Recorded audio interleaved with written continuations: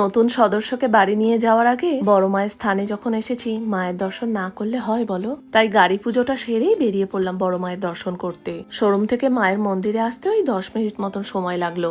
চলো আমরা বড় মায়ের মন্দিরে যাই। বড়মশাই ততক্ষণ টোটোর ভাড়া মিটিয়ে মায়ের পুজোর সামগ্রিকটা নিয়ে আসুক।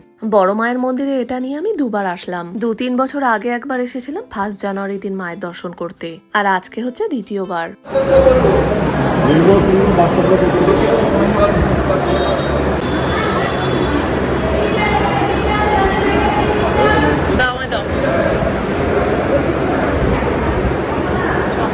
এ আবার কেমন সিস্টেম বুঝলাম না জানো। মন্দিরের ভেতরে বড় মায়ের ছবি তুলতে পারবে, কিন্তু ভিডিও করতে পারবে না। তা যাই হোক, প্রশাসন থেকে নিশ্চয়ই কিছু বুঝেছে, সেই কারণেই হয়তো ভিডিওটা অ্যালাউ নেই। আর যদি 2-3 মিনিট দেরি হতো আর পুজো দেওয়া হতো। হ্যাঁ, আবার কন্ট্যাক্ট করলে ওটা ছাড়বে। হ্যাঁ, 8টা বাজে, 2:30 তো এখনই বাজে, মানে 3টে বেজে যায়, তাই তো?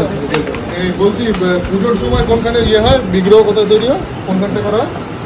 তো দেখেন সৃজনী লেখা আছে পোস্টের পাশে, সৃজনী লেখা আছে। আচ্ছা, সৃজনের ওখানে এসির আওয়াজ লেখা আছে।